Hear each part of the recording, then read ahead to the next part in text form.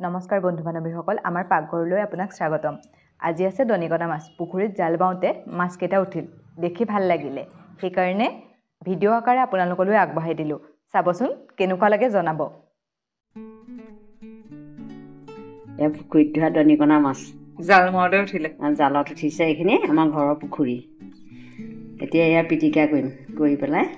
পিটিকা ন পেটু উলিয়াম গোটেইখিনি উলিয়াই ল'ব ন তেতিয়া তিতা নহয় আৰু এনেও মাছটো দনিকণা এইটো মাছৰ তিতা নাই নহয় নিমখ এনেকুৱা মাছবোৰ খাবলৈও পাতত দিলেও ভাল হয় মাছ এইটো পাততো দিব পৰা হ'লহেঁতেন আকৌ এদিন আকৌ উঠিব নহয় তেতিয়া পাতত দিব লাগে হালধি এইখিনি সানি লৈছে কেৰাহীত তেল দিয়া হৈছে এইবোৰ মাছ ফ্ৰাই কৰিবলৈ খালি তেল অকণ সৰহকৈ লাগে ন দিব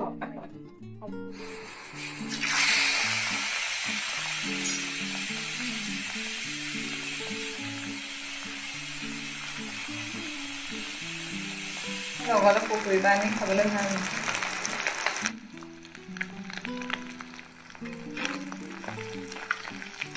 আজি হৈ গ'ল ফটফটকৈ ফুটিছে আৰু এয়া ৰঙা হৈ গৈছে ৰঙা হৈ গ'ল এতিয়া কাহিনী মানে এটা হৈ গৈছে